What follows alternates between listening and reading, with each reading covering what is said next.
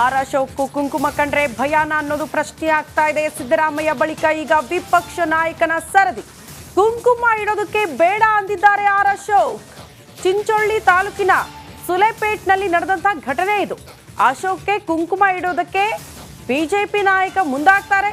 ಆದರೆ ಕುಂಕುಮ ಇಡೋದಕ್ಕೆ ಆರ್ ಅಶೋಕ್ ಅವರು ವಿರೋಧ ವ್ಯಕ್ತಪಡಿಸಿದ್ದಾರೆ. ಕುಂಕುಮದ ಬದಲು ಶಾಲು ಹಾಕಿ ಅಶೋಕ್ಗೆ ಸನ್ಮಾನ ಮಾಡಲಾಗಿದೆ ಅನ್ನೋದರ ಡೀಟೇಲ್ ಸಿಗ್ತಾ ಇದೆ. ಕಲಬುರಗಿ ಜಿಲ್ಲೆ ಚಿಂಚೋಳಿ ತಾಲೂಕಿನ ಸುಲೇಪೇಟ್ನಲ್ಲಿ ಆಗಿರುವ ಘಟನೆ.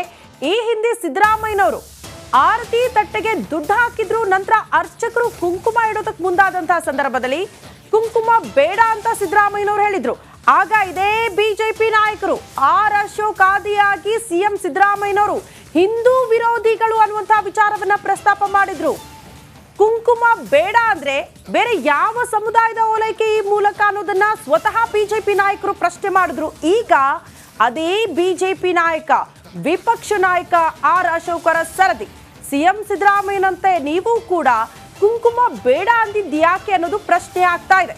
ಸಹಜ, ಇದು ಚುನಾವಣಾ ಹೊಸ್ತಿಲಲ್ಲಿ ಕಾಂಗ್ರೆಸ್ ಪಾಳೆಯಕ್ಕೆ ಇದು ಮೋಸ್ಟ್ಲಿ ಅಸ್ತ್ರ ಆಗಬಹುದು. ಕಾರಣ ಈ ಹಿಂದೆ ಸಿಎಂ ಸಿದ್ದರಾಮಯ್ಯನವರು ಇಂಥ ಘಟನೆಗೆ ಮುಂದಾದಾಗ, ಕುಂಕುಮ ಬೇಡ ಅಂತ ತಿರಸ್ಕಾರ ಮಾಡಿದಾಗ ನೀವು ದೊಡ್ಡ ಮಟ್ಟದಲ್ಲಿ ವಾಗ್ದಾಳಿ ನಡೆಸಿದ್ರಿ. ಈಗ ಸಹಜ ಕಾಂಗ್ರೆಸ್ನವರು ಕೂಡ ಇದೇ ವಿಚಾರವನ್ನ ಮುಂದಿಟ್ಕೊಂಡು ವಾಗ್ದಾಳಿ ನಡೆಸಬಹುದು.